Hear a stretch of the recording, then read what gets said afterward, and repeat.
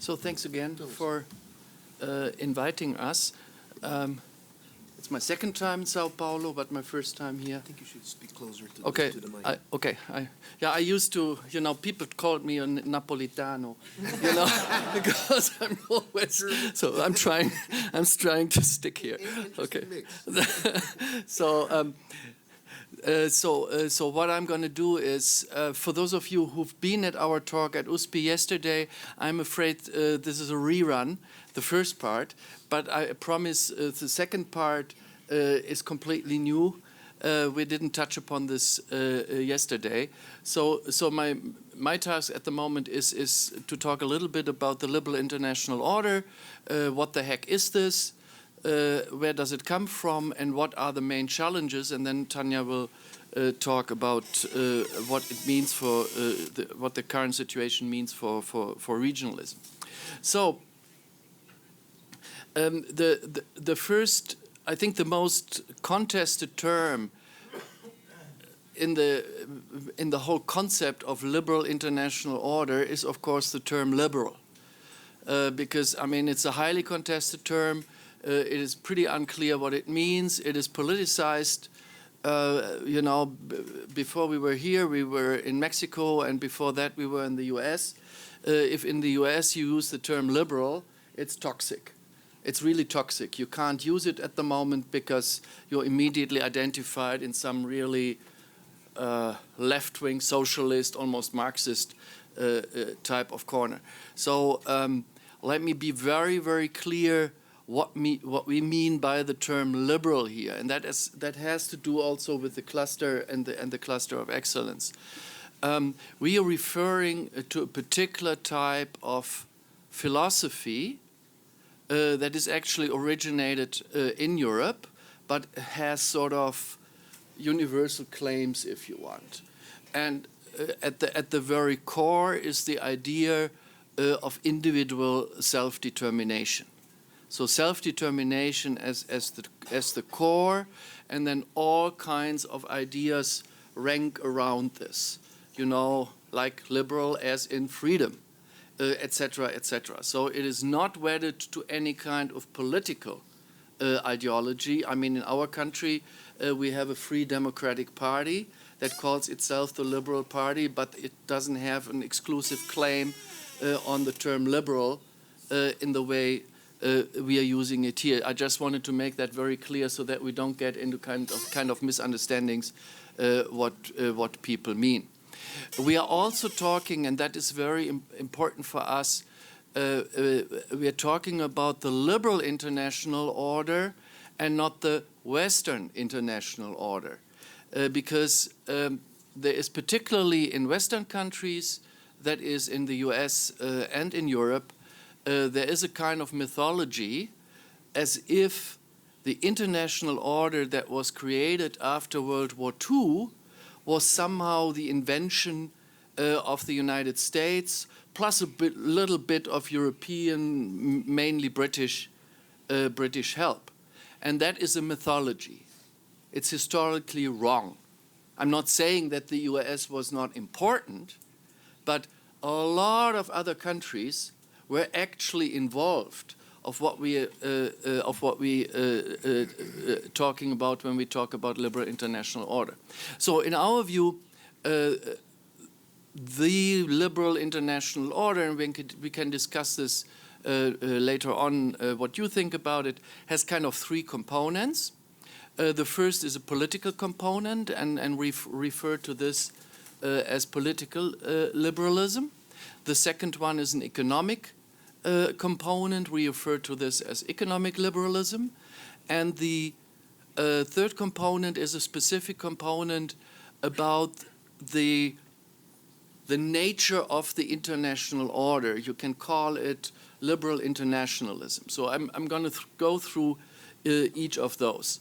So let me start with political liberalism. The core ideas are here human rights, rule of law, democracy, etc. And these ideas, are sort of directly related to the core of liberal philosophy. And if we talk about this now for the international order, it means that basic human rights are not just an issue of domestic jurisdiction, but also an issue of international law. Okay, so we're talking about the international order here. The origins, you can, I mean, I'm not going to go into a long historical analysis. Let me simply start with the post-World War II situation. A lot of these ideas are enshrined in the United Nations Charter of 1945 and, of course, the Universal Declaration of Human Rights of 1948. And at that point, I want to come back to this mythology that it is all about American hegemony after World War II that instituted this stuff. The Universal Declaration of Human Rights would not have come about without Latin American input. The Latin Americans were extremely important with the Universal Declaration. By the way, also some Iranian diplomats. The history is very, very interesting, and it's simply a myth that this is all American made. So I guess my point is there was an initial buy-in on this order that goes way beyond of what you can call the Western core. In fact, Brazil was extremely important at the time. Now, let's fast forward it because I start running out of time already, Tanya, no? Yes? Okay. Am I doing okay?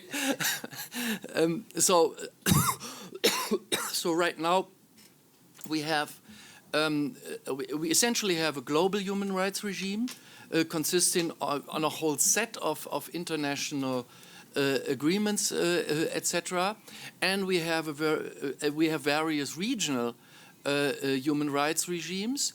The most prominent are the European human rights regime and the American human rights regime in the OAS and with the Inter-American Court, etc. And some of these agreements are rather intrusive. That is, I mean, first of all, the idea of human rights, that people have individual human rights, is already an intrusion on a traditional understanding of national sovereignty, because how you treat your citizens is then no longer your kind of domestic domain, but it can be intruded. And give you one example, by international law, the prohibition against torture, even if a country is not a member of the specific conventions, it is part of jus cogens in international law. It is considered a general principle of international law that it is prohibited to torture people, you know, and that had a very contested discussion 15 years ago after the invasion of 15 years ago after the U.S. invasion of Iraq and so forth, Guantanamo Bay and all of that.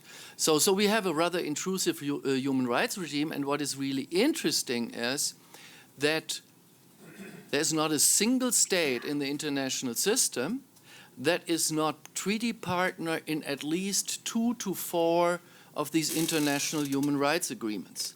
So you might think Saudi Arabia, not really a liberal state, or China, not really a liberal state, Russia, etc., etc. They all are treaty partners in a lot of these agreements. You know, I'm not talking about their compliance. That's a totally different story. You know, we all know that there is torture and so forth. But I mean, at least as far as the commitment is concerned, these are really universal values, and one should, I mean, given the current situation, the current debates, one should not forget that states at least have committed to this, to these type of principle. Of course, there is a liberal core, the so-called Western democracies, North America, Europe, Japan, etc., etc., etc. But I want to play that down a little bit for the moment. The second component of the liberal international order is economic liberalism. Market economy, open and a rule-based trade system, once again. The origins is actually, you can actually put it to a particular location, the Bretton Woods Hotel in New Hampshire in the United States in 1944. There the sort of all the big post-war international agreements were negotiated, the IMF, the World Bank, and the GATT. And the picture on the slide, this is, you know, I think it's an all-male thing that has changed quite a bit in the meantime. But these old males sitting there, they were discussing it. And once again, the established wisdom on Bretton Woods is that it was essentially a US-dominated, and then UK. John Maynard Keynes was the chief negotiator for Britain at the time. That is a US-UK thing. I learned 2 days ago in Mexico City that is actually not the case, that the Mexicans were very involved in this agreement. So there is always, I mean, again, if we're talking about an open international economic order, there has been buy-in from other countries from the very beginning. So again, cut a long story short, we go from the gut. By the way, an interesting tidbit on this. Originally in Bretton Woods, they agreed to have the International Trade Organization. So they wanted to create an international organization to govern world trade, like, you know, IMF for currency issues and monetary issues, World Bank for development issues, and then for trade issues, the ITO. Where did the ITO fail? Why did that not come into being? Because the US Senate refused to ratify it. Again, you know, we have this idea that the US is the anchor of this order, etc. Yes, there is some truth to it, but I mean, the US also had a rather ambivalent position toward very intrusive international organizations from the very beginning. And if you want the what was originally designed as the ITO only came into being in 1995 with the WTO, with the World Trade Organization. We have all kinds of regional free trade agreements, and we're going to go there later on in the second part of the talk when we talk about these various regional orders and regional agreements. So I'm really short about, and you know all about this. One thing we are specifically interesting to hear your views on what is going on with the Mercosur-EU agreement and so forth. But I leave that. My last pointer on the economic on the liberal on economic liberalism and the liberal international economic order. I think what this has done to some extent, it has totally changed the nature of international economic exchanges.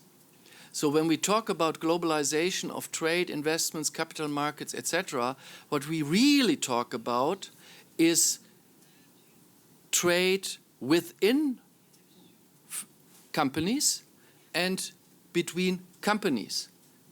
That is about, by now, at least among the various capitalist centers, that's between 70 to 80% of the trade. So, you know, the old story about trade, you know, comparative advantage, Portuguese red wine versus British wool, that's the old story that you hear in the first semester, you know, about why trade makes sense. That is no longer the reality. We're talking global value chains. Yeah. So if you take out your smartphone, the components of that have traveled the entire world, back and forth and back and forth and back and forth, which is, by the way, one of the reasons why one of the companies that is most hurt by the Chinese-US trade dispute at the moment. Do you have an idea which companies that might be? No, it's not Apple. It's BMW. It's the German automaker. Why? Because the BMW, and by the way, Daimler too, they produce in South Carolina. Oh no, that's the final assembly. They don't produce. That's the final assembly of cars. And most of their stuff, they are the largest exporter of US assembled cars to China. And since their stuff is going back and forth between China and the United States, they are actually really hurt, which then in turn hurts the German economy. So we are directly affected by this tells you about this globalization and what these trade disputes actually do if you think in value chains. Last point, and I'm done.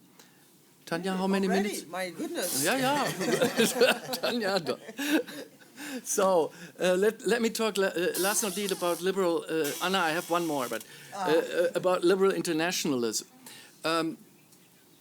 This was theorized among international relations scholars, mostly by John Ruggie, that there is behind liberal internationalism, there is the idea that before while unilateral decision making is not excluded, you try to solve global governance issues first multilaterally. And multilateralism just does not simply mean you sit in a room, try to figure out a compromise, but yet that you work toward a common, be it global or regional solution. Same with the peaceful resolution of conflicts. And once again, if we talk about principled multilateralism, Brazil, from the very beginning, has been part and parcel of it, and the person after which this Fundação is named, he's a living example of this. And one of the things I'm really curious about right now, and I want to have your input, what's going on with the role of Brazil?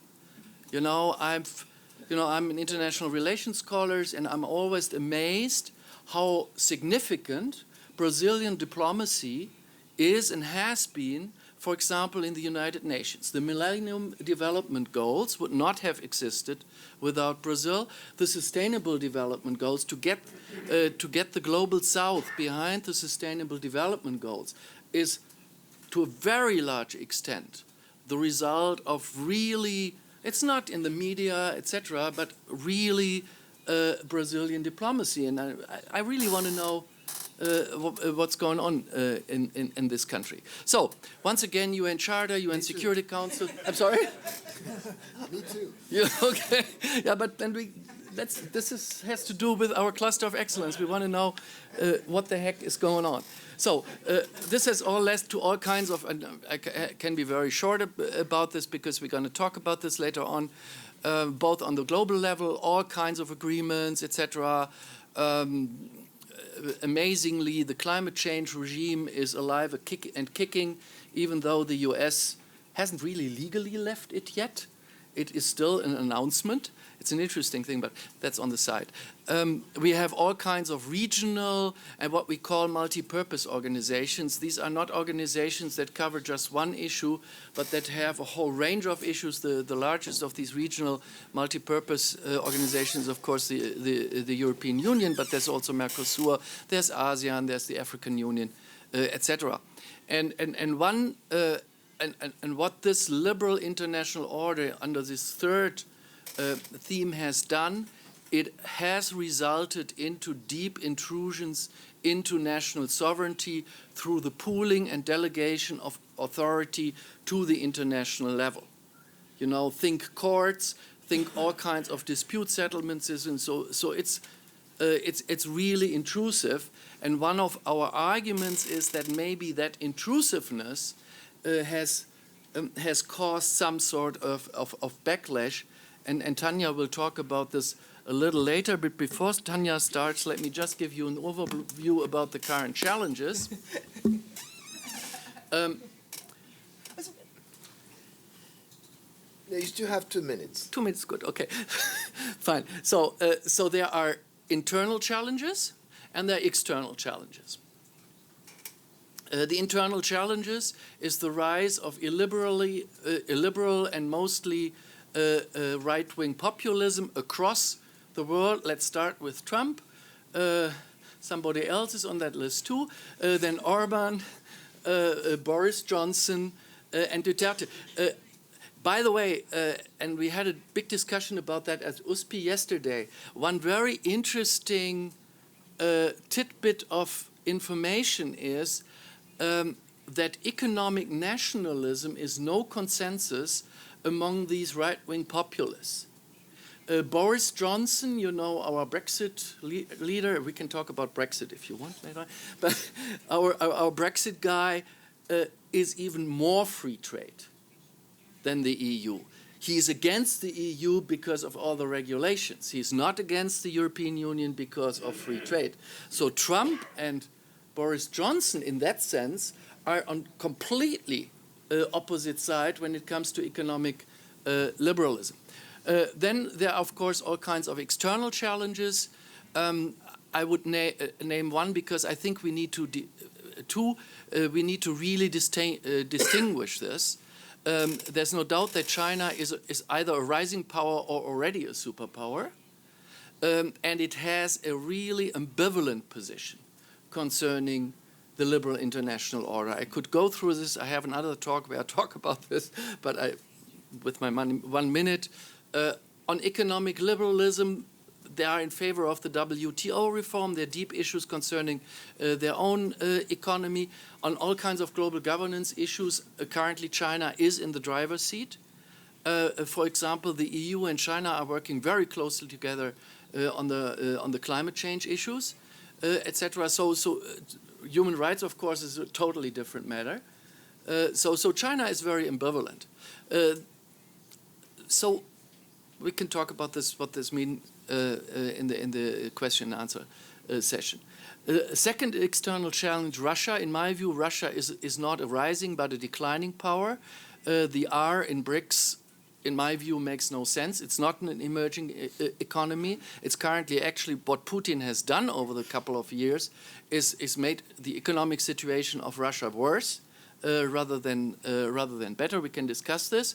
And its place way more, and it's interesting to compare China and Russia because Russia has really this disruptive kind of role, whereas China is partly constructive, partly much more ambivalent.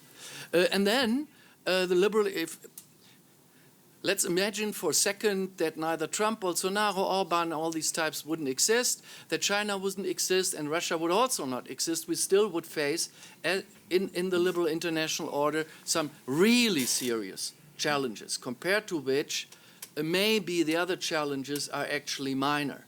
Now, of course, we are Europeans, and currently climate change is the #1 topic in Europe. It has trumped all the opinion polls across Europe as the #1 issue people are concerned about. And precisely today, there are demonstrations everywhere in Europe. I heard yesterday that the Fridays for Future movement is starting in Brazil. For the last year, this was going on in my country, etc. So we have climate change issues.